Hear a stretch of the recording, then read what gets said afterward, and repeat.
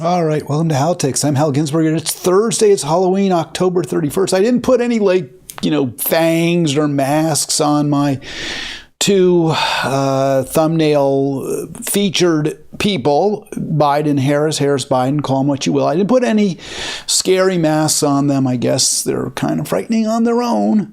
But today is our last day of voting, as well as being All Hallows Eve, and I will vote early voting. Let me be sorry about that. Didn't mean to scare anybody. Election day is Tuesday, the 5th of November. Today is the last day of early voting here in Maryland, and maybe in other states too. I really don't know. I looked up Michigan. I was curious, and I'll talk about early voting in Michigan briefly, not in huge detail, but mention why it's relevant, the dates that early voting is engaged in the Great Lakes states. So we'll talk about that a little bit. We're going to obviously start with the situation in the Middle East, Gaza.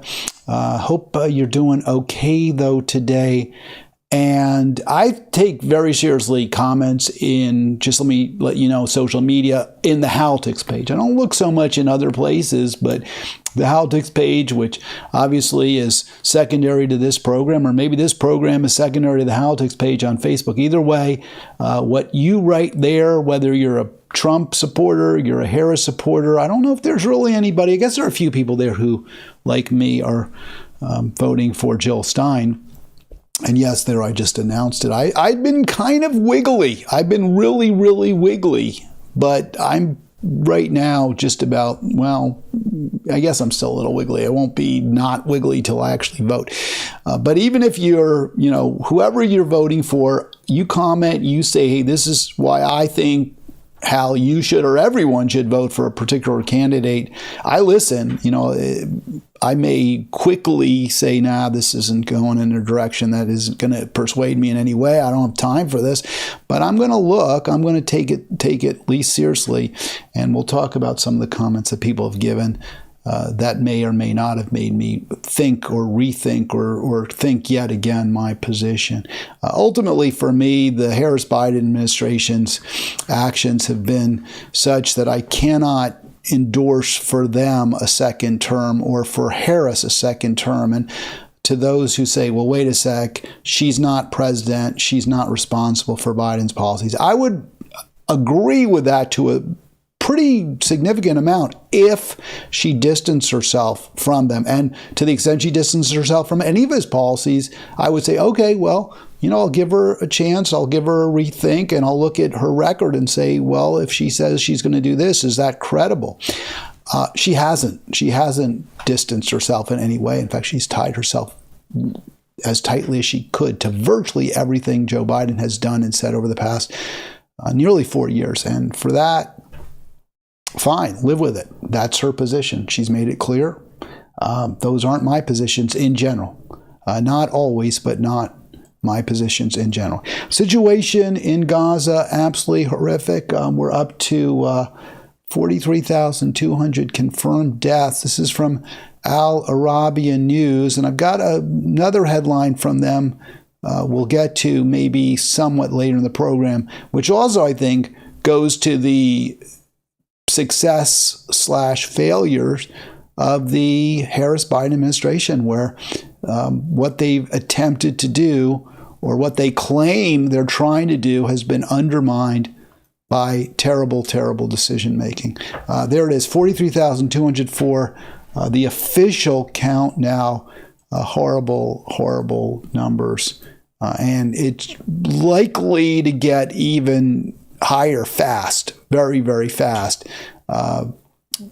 because of starvation, because of disease, because Israel has now banned UNRWA, which has been the main source of aid for Palestinians. We know our aid is not being allowed in, and Israel's been holding up aid from UNRWA. But UNRWA's been on the ground, UN War Relief Agency, and now Israel's saying no.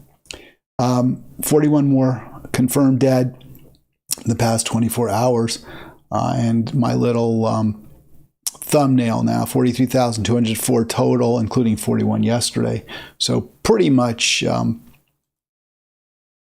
the same old horror, same old horrors. tragically. From Al Arabian News, Al Arabia, I guess is how they pronounce it. I'm not certain on that. I mentioned headlines that, again, demonstrate, and the thumbnail, and I thought about it a bit. It took me a while to get it up. Usually I try to get those up within, more than 1 hour before showtime to spare, and even possibly 2. I did start prepping very early this morning, but I didn't get around to the thumbnail till pretty late.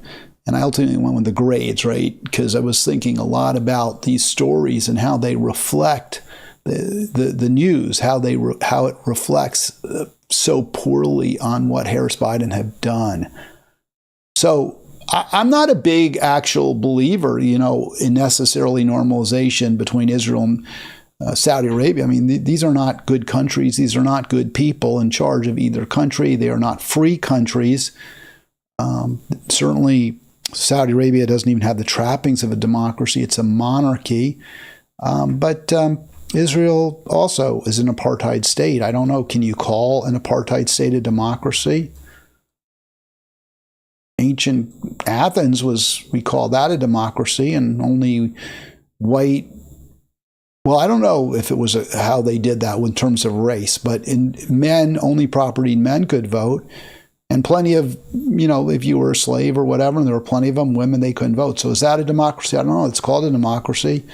People who got to vote, they had real power. It wasn't just in one person or two people the way it is in Saudi Arabia, but it's kind of a funny democracy that Israel has. Let's put it that way. No normalization with Israel without Palestinian state, says Saudi Arabia's foreign minister, and that is Prince Faisal. Prince Faisal had some additional words to say to describe why his country, Saudi Arabia, is rejecting the entreaty of the Biden-Harris administration to normalize relations with Israel. And I think it's instructive. So this is from Al Arabian News, just came out. He slams devaluing of human lives, the level of destruction in Gaza, and really devaluing the human lives of ordinary Palestinians will feed a cycle that is against everybody's interest, Faisal said during an interview at the Future Investment Initiative in Riyadh. That would be obviously the capital of Saudi Arabia. So this is what our support for Israel has led to, our unwavering, continuing aid for the genocidal state of Israel. It has led to a place where we are morally inferior to Saudi Arabia, where they have a moral superiority over us. They can legitimately attack our closest ally, Israel, for devaluing human lives. And that's Saudi Arabia, right? I mean, that's a monarchy. It's a country, there's clearly, women's rights are barely recognized at all. I guess they're modernizing very, very, very slowly. Maybe they're in the 19th century now. I'm not really sure. And I don't want to be slamming Arab speakers or Arab people or any of that. I'm talking about the specific government, the representatives of that government, the elites, the royalty. For example, for crying out loud, this guy's a prince, and he has moral authority over us. That's what we have done. That's what Harris Biden have done. That's why they're great. They don't get an A, they don't get a B, they don't get a gentleman's C or gentlewoman's C or, whatever you want to call it. They're DF range. They're DF range. They've made us complicit in genocide. I mean, I could just say right there, that's an F, but, the horrible thing about it is, it's true. It could be worse. Maybe not with respect to Israel. I'm not buying the argument that, the policies that Trump might embrace or it will embrace, this is what you hear from the Harris supporters, He would be worse when it comes to Israel. I'm not buying that. I don't know. Maybe he wouldn't be worse. Maybe he would be better. I don't know. I don't know that you can be much worse than giving Israel everything it wants as it's committing genocide and expanding theater of operation and forcing evacuations, not just in Gaza, but also now in Lebanon. So I don't know how you can be worse than that, but all right, maybe, I guess we can all imagine. But there's some other areas where I won't give them F, so, maybe it's a D, I don't know. It's pretty bad, pretty bad what Harris, they're pretty close to that F if they didn't gain it. And, I'm not going to vote for somebody who gets an F or a D minus. Doesn't mean I'll vote for the other person. I'm not going to, but we all agree on that. The polling, I don't, really have much of a horse in this race right now, except for Jill Stein, and I acknowledge she's not going to win. But I will say what I've been saying for quite some time. First, I'll say this. Whoever wins next week, whichever of the two candidates becomes the next president, will not surprise me. But if I were forced to bet on this race, and I won't, I'm not going to bet, but if someone said you have to bet, Hal, I would actually at this point, I would go with Harris. And I want this little screenshot of where we are in Wisconsin right now, according to Real Clear Politics, is part of the reason. I'm going to give you some more data points, but I just want you to look at what I highlighted there. CNN poll that just was released, say just yesterday. So that has Harris up by 6. Now, I know it doesn't comport with some of the other polls. The poll from Atlas that came out actually the day before, although it was based on a survey that went through the 29th, has a tie. And Atlas Intel is apparently a very good pollster. But a 6-point lead, that's pretty significant. Doesn't mean he has it. Obviously, there's a margin of error. Obviously, CNN could have gotten it wrong. But if you split the difference between Atlas and CNN, Harris still has a 3-point lead there. And I know this doesn't have all the candidates on it either, but even if you put all the candidates on, I think she's like 4 or 5 points up. I don't have that date in front of me. I'm not going to show it. That, to me, that's meaningful. And I'm not one of those hosts, and there are plenty of them out there. You can see them all the time. They cherry pick polls. They find the ones that back their preferred narrative. I see this a lot from the Stein hosts out there, the few that are like me supporting Jill Stein. And I agree with them on many things.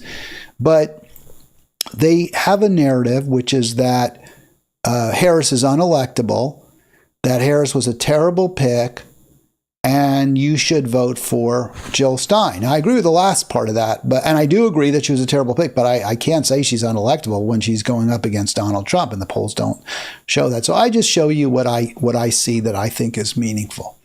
So in that Wisconsin screenshot poll that, the polls that I showed you from Real Clear Politics, there's one poll that stands out like a sore thumb, just released. Very credible pollster, according to 538 or Nate Silver, or whomever you want to call, site. And that is CNN, and that says that Harris is up by 6. That's pretty darn significant. So now I want you to look at Michigan. Very, very close, right? But if you look at the bottom, you have 2 polls that show Harris well above the margin of error. 5 for Susquehanna, which it's a small it's a small size. They only polled 400 people. But still, Susquehanna is actually known for its Republican lean. It's considered to be a Republican-leaning pollster. And yet, they have Harris up by 5. You have Quinnipiac with Harris up by 4, another reputable pollster, Quinnipiac. Now, that's an older poll, right? That's why, by the way, we'll get to this, but that's why I was looking at early vote. If you look back at over a week ago, it would seem that Harris might have had a lead in Michigan.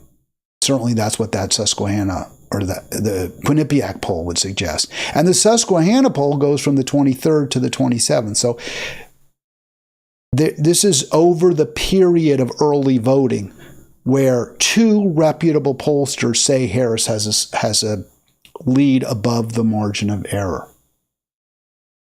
Now, according to the Washington Post, it's a dead heat. You can see they're right at the top. They're reputable too. Mitchell, I believe, is reputable. I think that Mitchell is part of the Detroit media market, Michigan Live.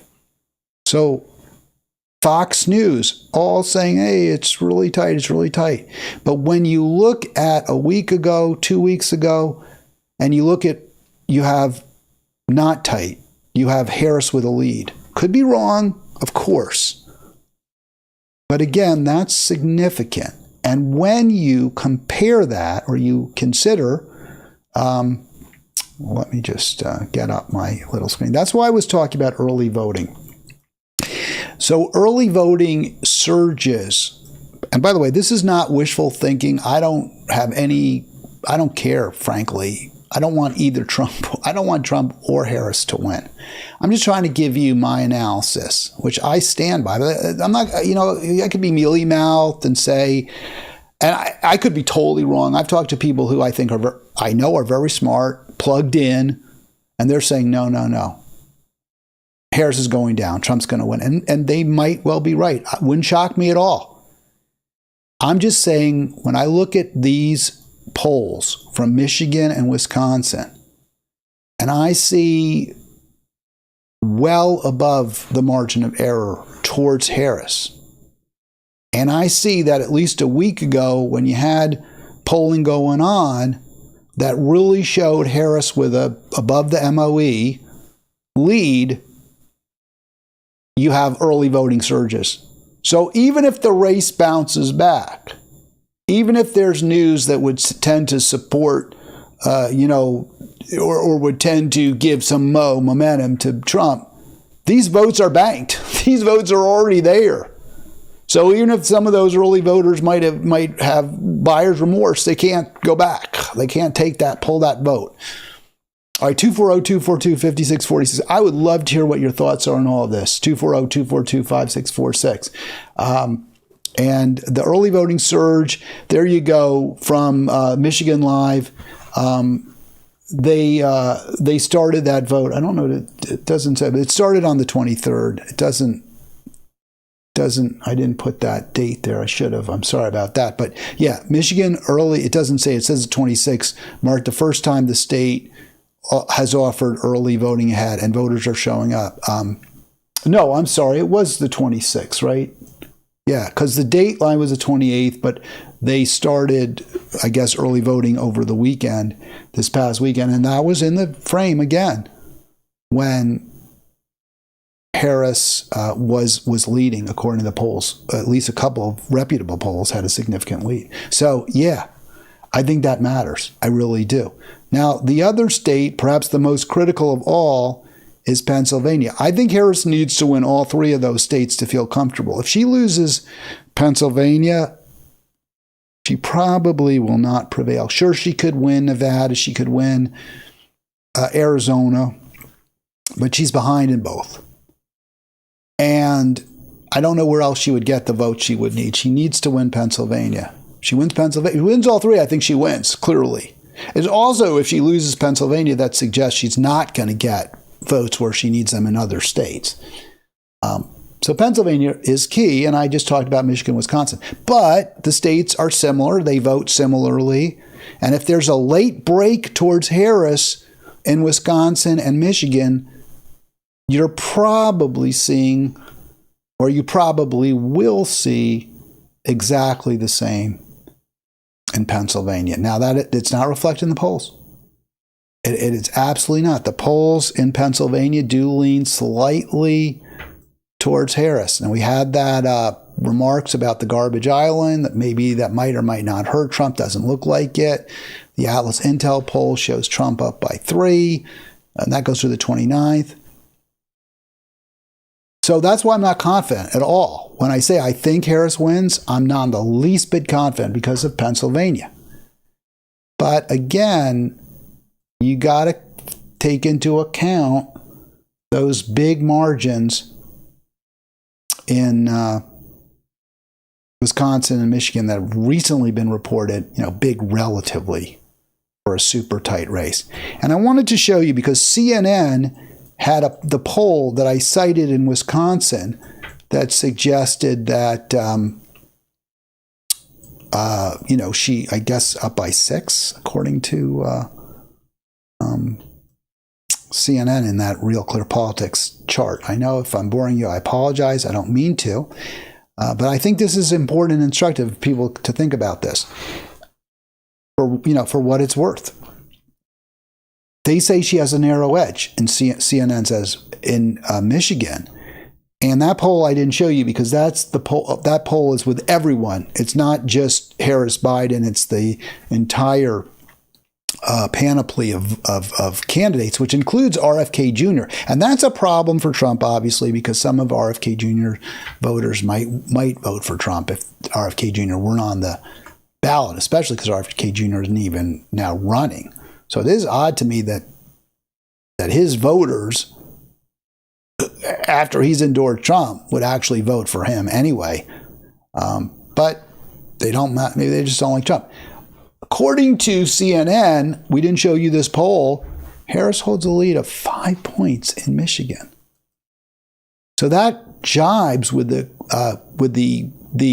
Susquehanna poll and there was another very reliable poll from not CNN, Susquehanna, and I'll figure it out, that has Michigan leaning Harris.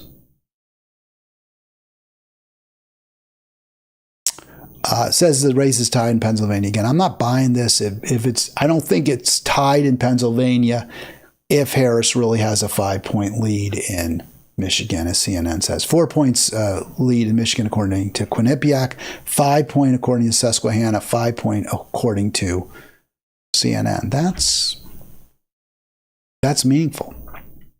All right, so there's where I think we are likely, possibly likely, or more likely than not to find ourselves next Tuesday night, Wednesday morning, late next week. Is very close, but ultimately a win for Harris, and who knows? I could be completely, again, this is total guesstimate, back of the envelope thinking. But I just remember Nate Silver talking about sometimes late polls, you can see a break. And we're not seeing any polls really that show that significant break towards Trump. Nationally, yeah, he's doing okay. But, okay, I don't like Kamala Harris. I just don't. I haven't been following much what Trump does because I ain't going to vote for Trump. I was watching a basketball game yesterday, and my son pointed out this ad that came on, and it's for Trump, and it is so awful, and it's so ugly that it kind of brings to me where I was a few days ago or a few weeks ago, which is I dislike whichever candidate I'm looking at. Whichever candidate I hear speak, I can't stand. So when I hear Trump speak, I'm thinking, I guess I really have. I would never say, when I hear Trump speak, I never say I have to vote for Harris, but I think maybe I should vote for Harris because he's that bad. When I hear Harris speak, I never think I should vote for Trump, ever. I do sometimes think I should vote for Harris. I never think I should vote for Trump. But I do, when I hear Harris speak, I think I can't vote for this. I can't vote for this person. It's not only her policies, which are so bad. She never answers a direct question. She's always oblique. She always speaks in platitudes. I can't vote for that. By the way, 240-242-5646 if you want to join me. Love to speak to you. Love to hear from you. Love to get your ideas. That's what we do here is more than any other program. So I'm looking over the site. I just want to see if there are any comments, and I'm not seeing them in the chat, but I have seen some. Yeah, from Stephanie, can't call in.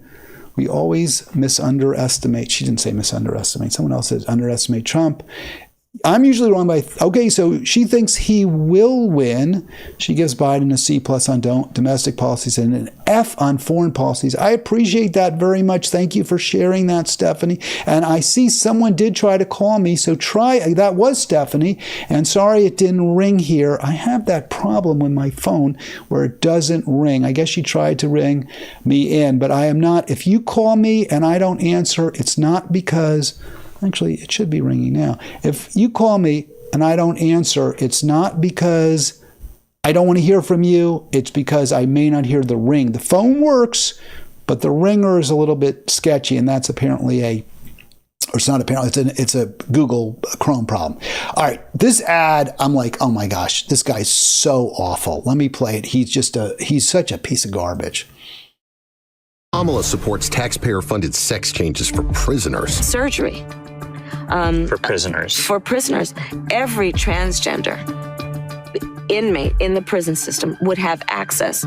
It's hard to believe, but it's true. Even the liberal media was shocked Kamala supports taxpayer-funded sex changes for prisoners and illegal aliens. Every transgender inmate would have access. Kamala's for they, them. President Trump is for you. I'm Donald J. Trump, and I approve this message. I mean, it's so, come on, really? I can't, I don't want to respond. To me, that this is the kind of demagoguery, the victim, blaming, victim shaming, going after a very, very tiny minority of people and trying to, I mean, what are they even trying to do? I think they have I guess it's a woman with a mustache. So a trans woman with a mustache. This is the level to which we've sunk as a country, that this kind of crap.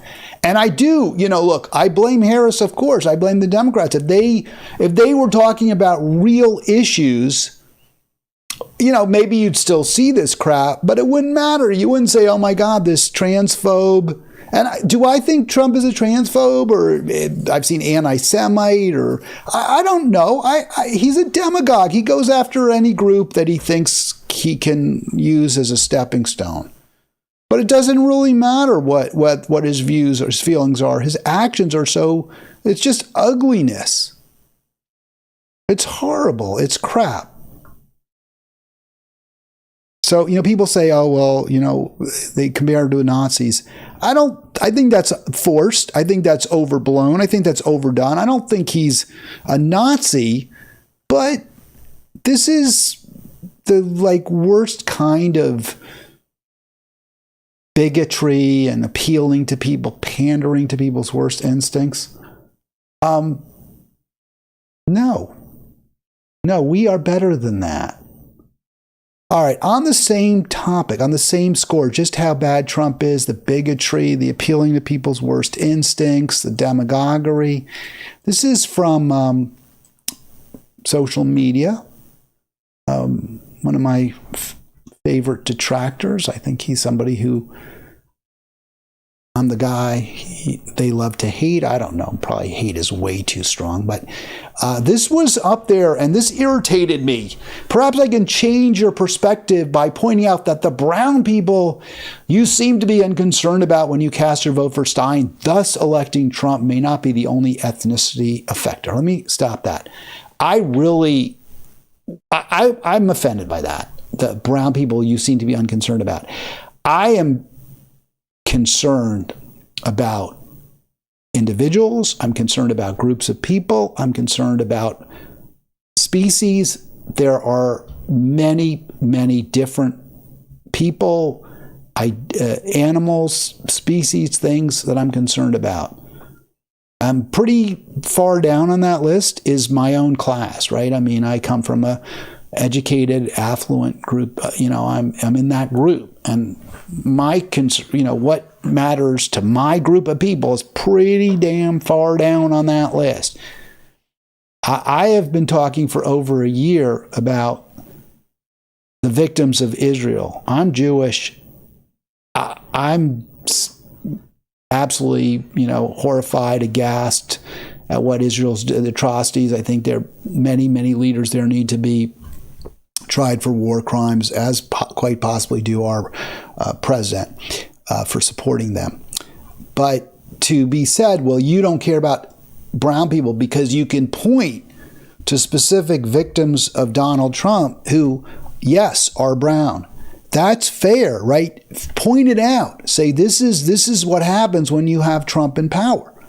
But you have to look at, it's a balance, right? There's more than just one group that's impacted or implicated when you elect one individual or one team.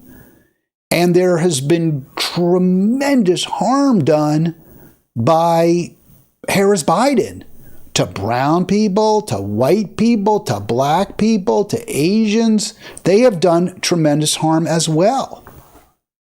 So I just, that to me just doesn't go anywhere when you try to make it personal and say, well, you're not concerned about them. Then the poster goes on to say, I mean, it just gets my back up. We can't have a conversation. You want me to vote for Harris because you think it's that important that we defeat Trump. I get it. I understand. Make the argument that we'll all be better off under Harris. I don't know that you win that argument. I'm not persuaded you win that argument, which is one of the reasons I'm not going to vote for Harris. So they go on to say, well, you're Jewish, right? Or that's the point. Jewish Americans will be targeted by Trump. Well, that argument really doesn't work because I don't think that's going to happen. I don't see that at all. I don't think Trump is anti-Semitic. Yes, he's a demagogue. Yes, he'll go after groups. Maybe he would. Maybe he would turn on Jews if he thought it would be to his advantage politically. I could see that, but it hasn't happened yet. There was an Israeli flag in the Madison Square Garden rally, a big, prominently displayed Israeli flag right on the floor there. One of his speakers, Stephen Miller, is the son of a Holocaust survivor. Stephen Miller is despicable. He's a racist. He's a xenophobe. He's the guy who is the biggest supporter of the lock 'em up and break up families, but guy's Jewish. I'm not worried about my identity group under Trump. I'm worried about lots of other people under Trump. That's why I considered seriously voting for Harris. But I'm also worried about identity groups under President Harris, like the Palestinian people. And they're not the only group either. Like the people in Eastern Europe who are in a terrible, terrible war zone right now that we are maintaining and perpetuating and aggravating with our actions. So I'm not, going to, it doesn't work to me to say, well, there's this one group of people and you don't care about them.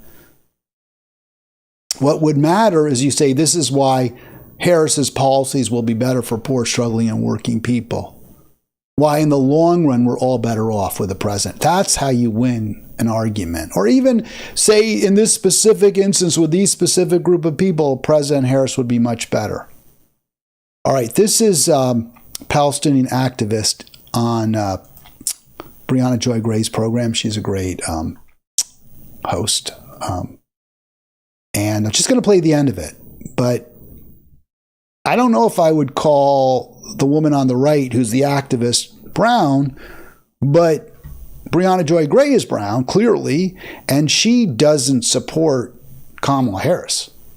She's going to vote for Jill Stein. Let's hear this, a little bit of this. So I think that there's arguments to be made here. I keep going back to just vote your conscience, right? At this moment, precisely because there isn't a clear strategic play where your vote is undermining some big thing that we're trying to do. That's what I was. All right, I'm going to stop it right there and I'm going to play more of that. I hate when that thing pops up, right? It's sort of annoying. I thought that was such an important point, what Nora Ericott said. She's a Palestinian activist, by the way.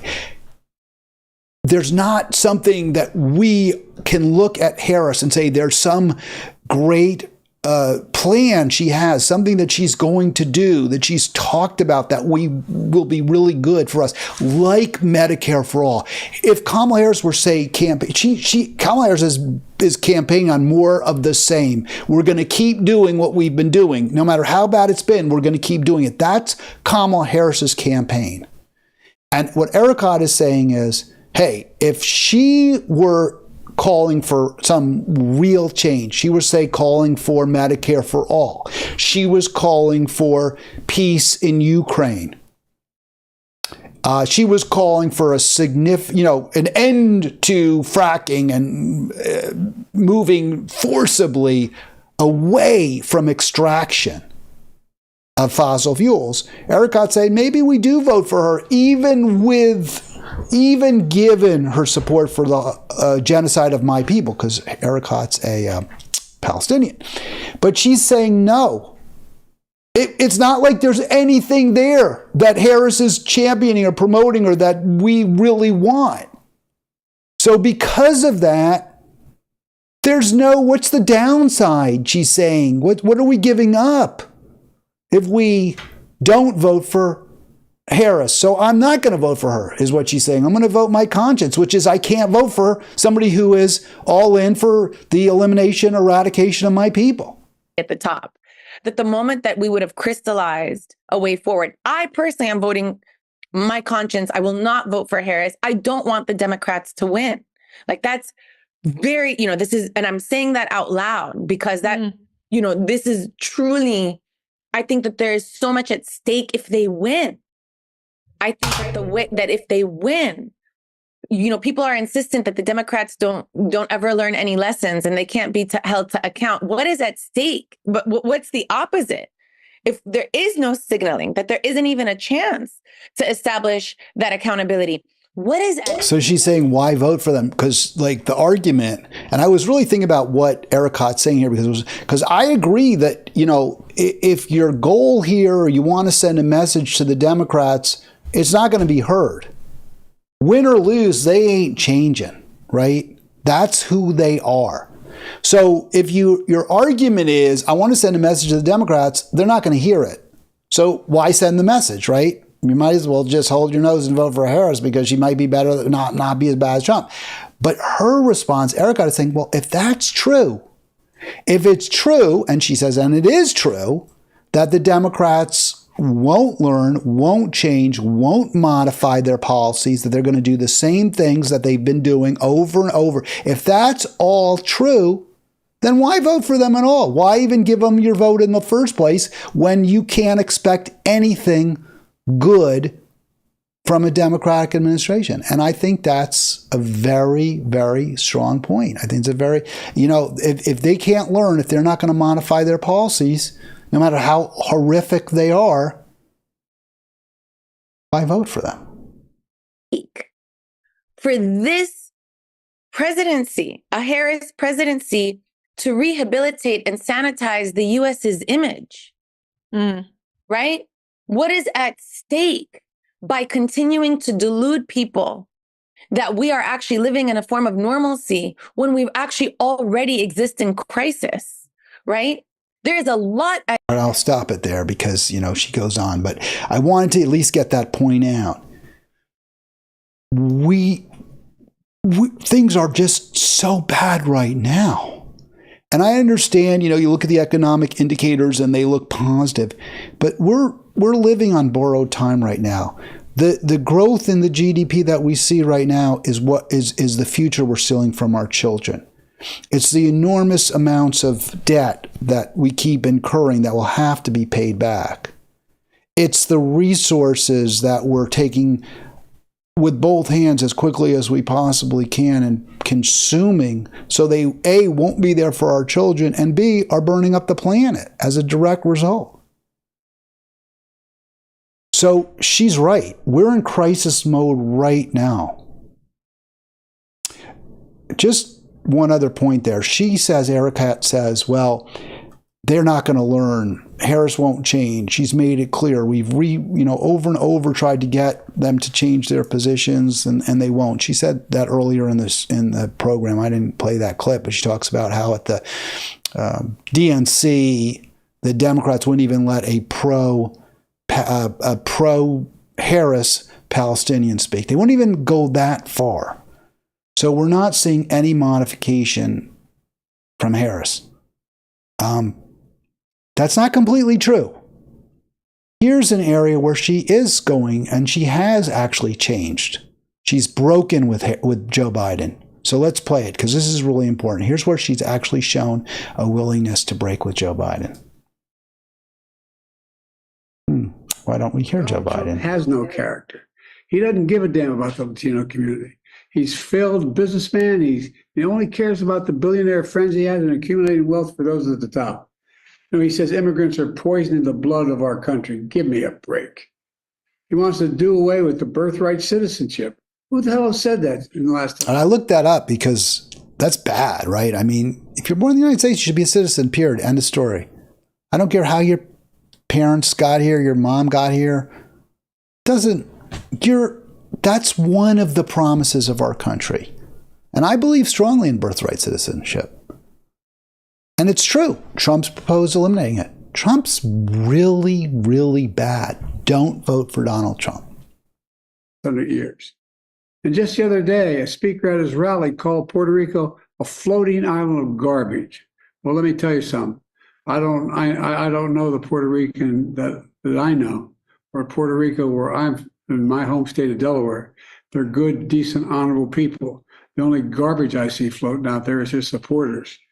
All right, so that was the comment that kind of got everyone's ire, was like that Biden called Trump supporters garbage. And he shouldn't have done that, right? I mean, you don't do that. You don't, insult voters.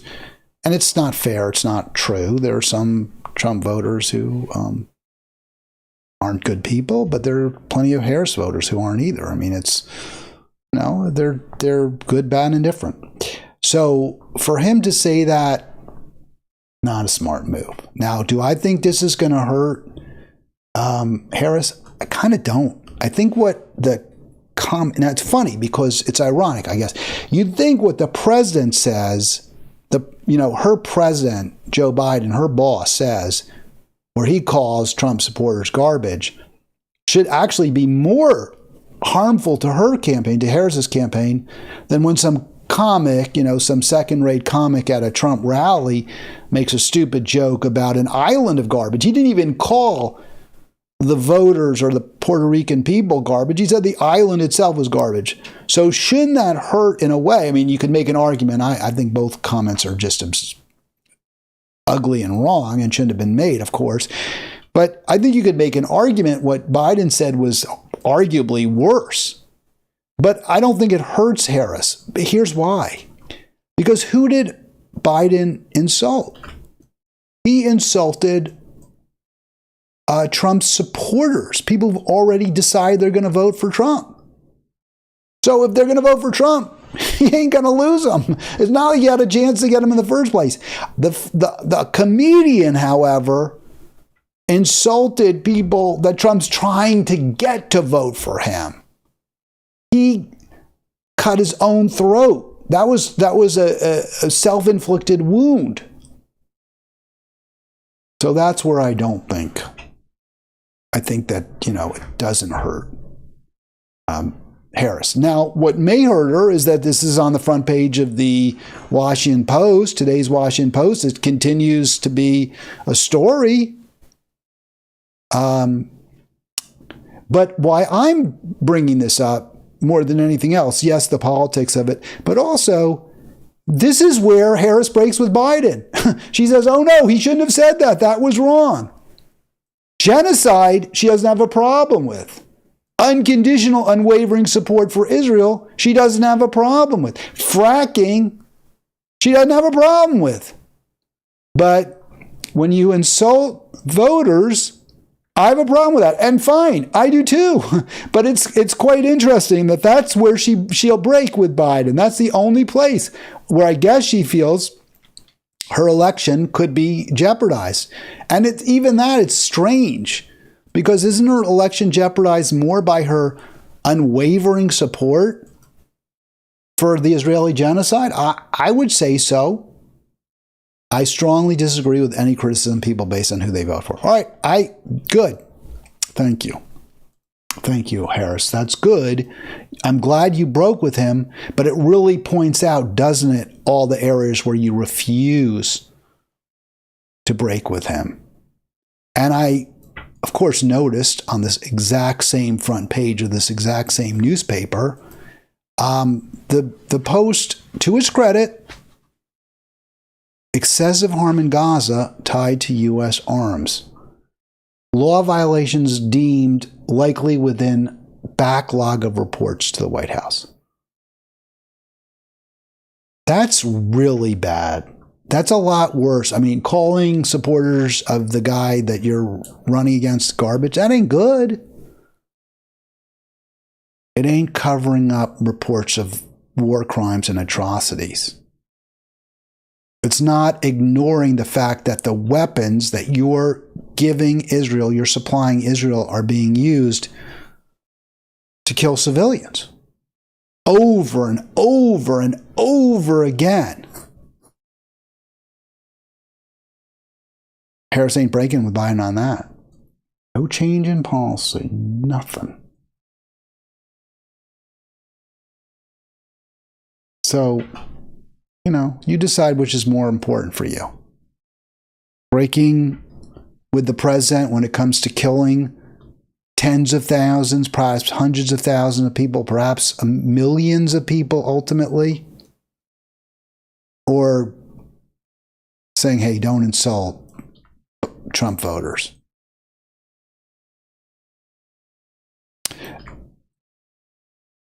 What Biden said didn't break any laws. What Biden and Harris have done, which is ignore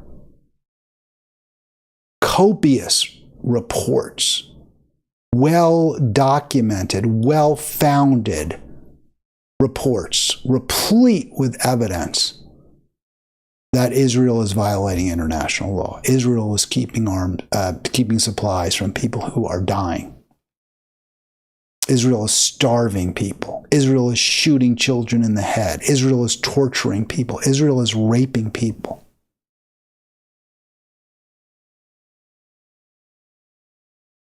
That doesn't warrant any repudiation by Harris. That doesn't warrant any policy change by Harris.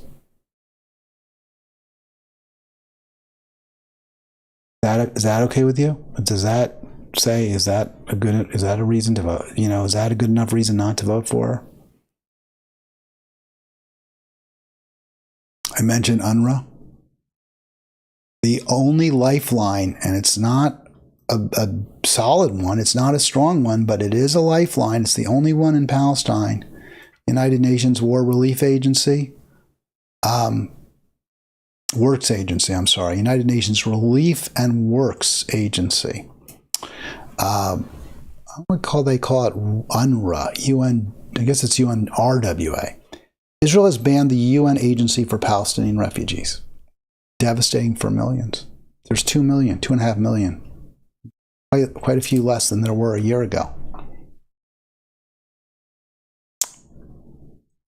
And Kamala Harris's response?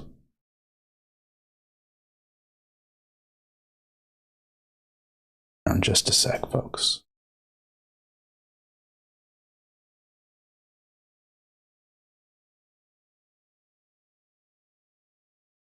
Withhold some U.S. weapons shipments to Israel. That's what a lot of people on the progressive left want you to do.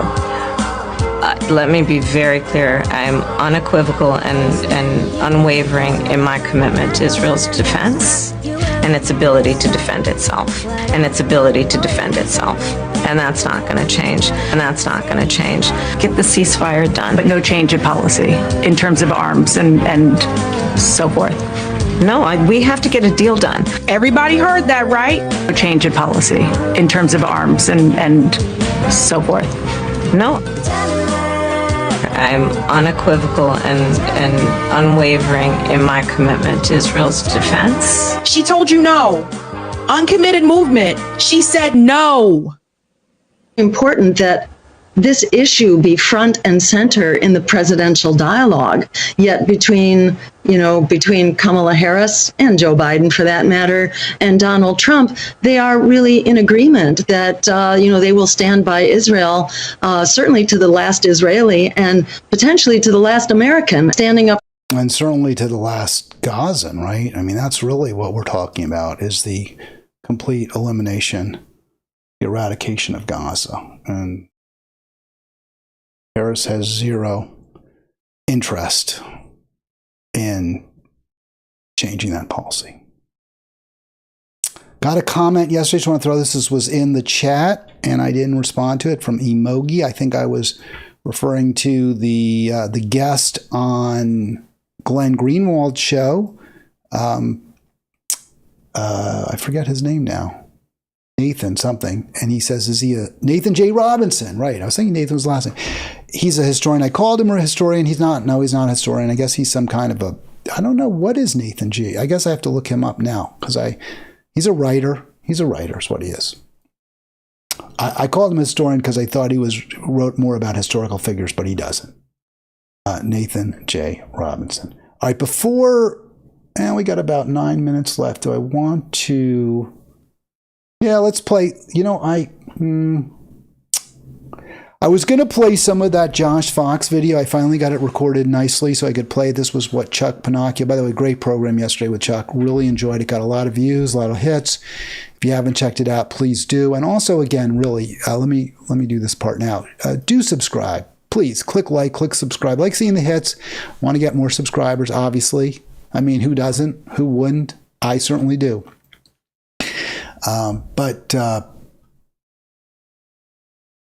One of the issues that just will be real brief. I just want to put this up there. I guess we could talk about it tomorrow too. But one of the issues that Fox talked about and really went after Jill Stein was that she owns index funds, right? And those index funds invest in oil and gas companies and everything else. I mean, that's what an index fund does. So I looked up Harris's record, and she also is invested in lots and lots of index funds. Let's see if we can show this for you. I just got one page from it. This was her filing, right? Because they have to file. I don't know if you can read it, but there's lots and lots of oil and gas concerns. So if you're not going to vote for Jill Stein because she owns some index funds, then you shouldn't vote for Kamala Harris for the exact same reason. So these are some of the transactions: purchase, mid-cap, exchange traded fund, Vanguard. So those are middle-sized companies. There's plenty of oil and gas in that fund. There's Russell 2000, plenty of oil and gas concerns. And this is just one page. She's got a ton. The core MSCI, look that up, exchange. It's like every stock in the book. I highlighted for you her husband's sale of the S&P Oil and Gas Exploration and Production Exchange Traded Fund. So they were making money directly on oil and gas stocks. That's not the case with Jill Stein. Fox does highlight, Josh Fox, in his video, his smear video, that she owns stock in Home Depot. And I don't like that, right? I mean, I think it's fair to criticize her. But if that's your criticism, is that she has some exchange traded fund, which by the way, some Vanguard index funds, which is what Stein has. If you're going to go after her because she owns index funds, I'm sorry for that moment of the brain lock, the index funds, which do have some oil and gas and coal and energy and everything else, then you got to make the exact same criticism of Harris. She has no advantage over Stein in that area. And Harris's husband, until last year, actually owned stock in a index of oil and gas explorers and producers, which is worse than anything we saw from Stein. Now, to be clear, to me, this isn't rules out Harris, but I'm not making the argument. Fox is making that argument.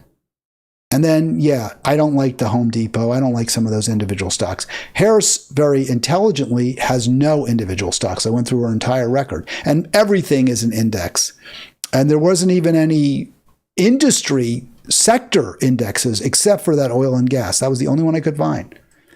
But it's using the Fox logic, Josh Fox logic. Harris is not a good choice when it comes to oil and gas and fracking. She's a terrible choice. And you don't believe me? Well, believe her. You want to believe Josh Fox, or you want to believe Kamala Harris? I will not ban fracking. I have not banned fracking as Vice President of the United States. And in fact, I was the tie-breaking vote on the Inflation Reduction Act, which opened new leases for fracking. All right, so clearly she's not an ally. She's clearly not an ally. At a time when we absolutely, I cut it off when Trump starts going on about how Trump's awful. Don't vote for Trump. But to believe that Harris is an ally at a time when we have record high temperatures while humans have been on the planet, at a time when we have record spiking, temperature is getting hotter at an accelerating rate. No, and that was very, very frustrating for me that Fox would carry that absurd water. And I just thought this was a particularly sort of poignant story, a moving story. I showed this clip yesterday, but I don't think I talked about it. Mount Fuji, no snow. So the iconic Mount Fuji with that snow at the top, it's within view of downtown Tokyo, no snow. It's never been this late in the year when there's been no snow on Mount Fuji. That's what humans are doing. That's what Biden and Harris are doing. And if you want to believe Biden and Harris are better, this is from Oil and Gas Watch. The outlook for the oil and gas industry under Harris versus Trump. If you look at just Harris, this is what you'll likely see. By the way, this is a pro-Democratic site. This is a pro-Harris site. They're trying to spin it in the way that's best for Harris to make it look like she'll be the ally, the enviro ally. And they call it a star choice. So how is it a star choice? They're just saying she'll continue down the Biden's path, which means record-breaking oil and gas production. That's not stark. That's exactly what Trump did. Record-breaking oil and gas production. The rhetoric might be better. They're not denying the reality of the climate crisis, the climate holocaust, but their actions are just as devastating for the climate. And if you look at ancillary policies like endless war with Russia, like mocking tariffs, which reduce trade, international trade, which reduce global transportation, it's arguable that Harris-Biden would be worse, at least in those areas. So, no. Don't even try to make her into some kind of friend of the earth. Okay, I had a story here. Let's see, do we... Well, it's just about the end of the hour. Let's see, I don't have anyone. I'll tell you what, folks. I will come back tomorrow. I'm going to talk about walking, because it's good for the Friday free-for-all. You know why I think it's so good to walk? And there's a really cool story from Runner's World about the value of walking. And maybe I'll play that clip, I don't know, from Fox. Maybe we've already beaten that one to death. Have a great afternoon. Or if it's still morning where you are, morning or whatever time you're watching this, enjoy the rest of your day or night. And I will be back Friday for the free-for-all.